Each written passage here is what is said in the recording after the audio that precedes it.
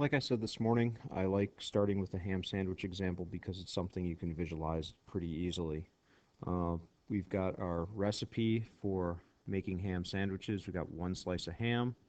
The one is understood to be there, although it's not written in. Combining with 2 slices of bread to produce one ham sandwich. Again, the one is understood to be there. I write it this way so that it looks more like chemistry. Um, the question is, how many ham sandwiches can we make with 18 breads and 12 hams? Or 18 slices of bread and 12 slices of ham. We need to consider both ingredients. Up to this point in stoichiometry, we were assuming that we would have everything we need. The reality is, at times you don't have everything you need. So you have to check both ingredients. So what we're going to do is 2 calculations to answer these questions. I'm going to do 2 calculations because I've got 2 givens. This is one of my givens, and this is the other given. And I'm going to use the same unknown for both, and that unknown is how many ham sandwiches can I make?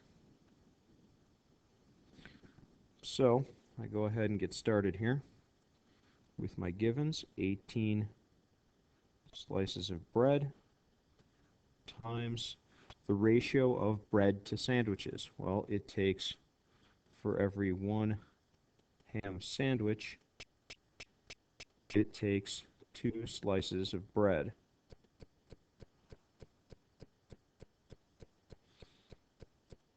So that means we can make 9 sandwiches from our slices of bread. Now, we don't know if this is the right amount of sandwiches because we haven't checked how much ham we've got, or whether we have enough ham to make 9, or whether we've got more than enough to make 9. So what we do is we go and do the same calculation with the 12 slices of ham.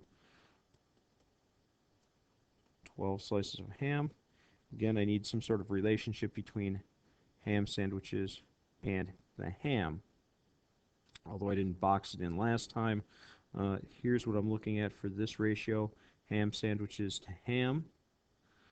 For the first given, I was looking at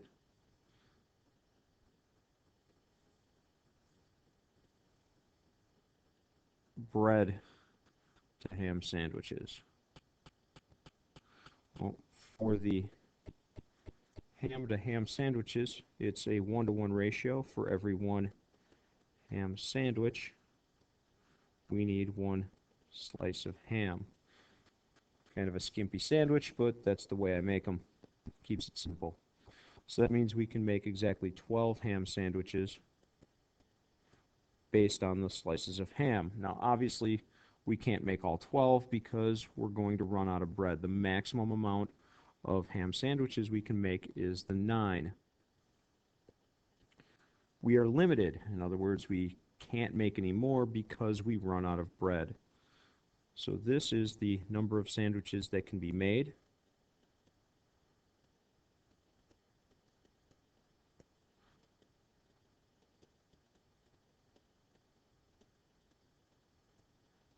And what do we run out of? Well, we're going to run out of bread. So that would make this my limiting reactant. Really, you have to answer both of these questions in order to answer one of the questions. It really doesn't matter what you're asked. If you're asked for the limiting reactant, you've got to figure out how much you can make in order to decide, because it's always going to be the reactant that makes the least amount of product. So you're always choosing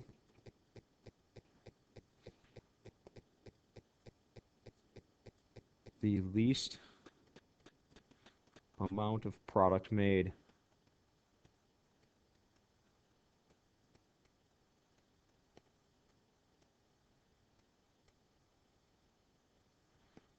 Least amount of product made. That's going to tell you how much you can make, and it's also going to give you your limiting reactant. If you need the limiting reactant, you've got to figure out how much you can make, If you need the how much you can make, you need the limiting reactant. So again, you kind of have to answer both questions simultaneously.